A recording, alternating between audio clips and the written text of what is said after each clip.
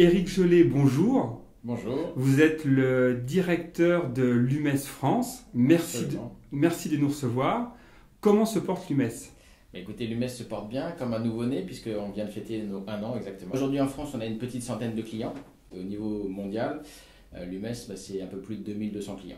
On a pas mal développé notamment la partie Asie. Donc aujourd'hui, on est présent très fortement sur Shanghai, Hong Kong, Singapour. Au fil des acquisitions et avec le temps, vous avez développé plusieurs solutions de e-recrutement. Aujourd'hui, comment gérez-vous la coexistence de vos 3 solutions de e-recrutement, l'UMES Talent Link, l'UMES eGrasp et l'UMES EasyCrut? Aujourd'hui, on a 2 plateformes. Une plateforme, on va dire, pure SaaS, qui est la plateforme Talent Link, qui est notre modèle que nous proposons à nos clients en pure SaaS. Et on a la plateforme ETWeb, et anciennement donc Executrack, que nous avions racheté en 2007, qui est notre offre on-premise. Donc pour beaucoup de nos grands comptes, que ce soit en France ou à l'international, on propose, puisque l'ambition de l'UMES c'est de donner le choix à nos clients, on offre cette possibilité d'avoir une solution on-premise, c'est-à-dire qu'ils hébergent chez eux. Et puis on a notre produit pure SaaS, où là on a tous nos modules, recrutement, gestion des talents et maintenant e-learning, puisque l'année dernière nous avons racheté Advantage, une société d'e-learning.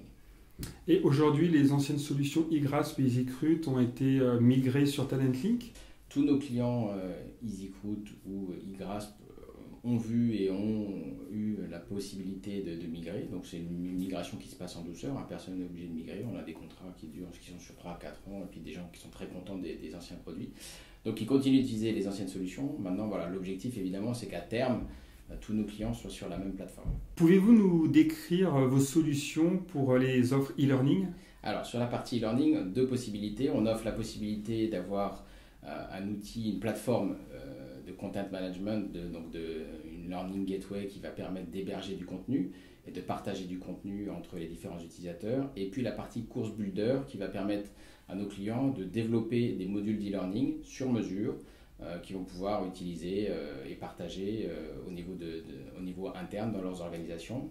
Et on a aussi sur cette partie-là, sur cette plateforme Learning Gateway, la possibilité, puisqu'on a un partenariat par exemple avec la Segos au niveau monde, de diffuser et de proposer des cours sur étagère, si je reprends une formule classique, on va pouvoir proposer à l'ensemble de nos clients. Comment se répartit aujourd'hui en France votre chiffre d'affaires entre les solutions e-recrutement, la solution de gestion des talents et les solutions formation?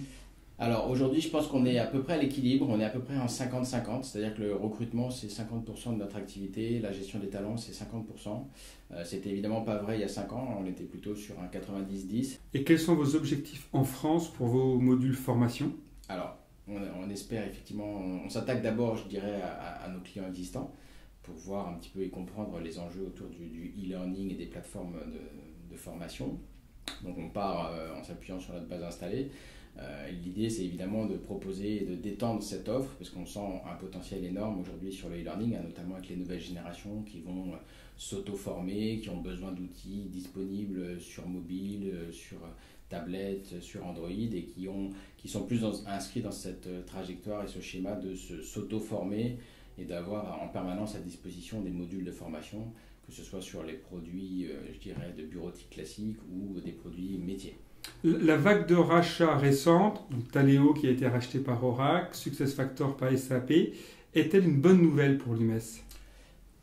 C'est ni une bonne ni une mauvaise nouvelle. C'est vrai que nos clients RH sont un petit peu perdus parce qu'ils se disent le marché bouge beaucoup. C'est vrai que sur les 2-3 dernières années, on a racheté beaucoup de structures. JobPartner a été racheté par Taleo, MrTed a été racheté par l'UMES. Donc beaucoup de structures ont changé de nom, disparu. Il y a eu des fusions, il y a eu des joint ventures entre différents acteurs. Donc c'est vrai que le marché a beaucoup bougé. Éric Jolet, merci beaucoup et bonne continuation. Merci.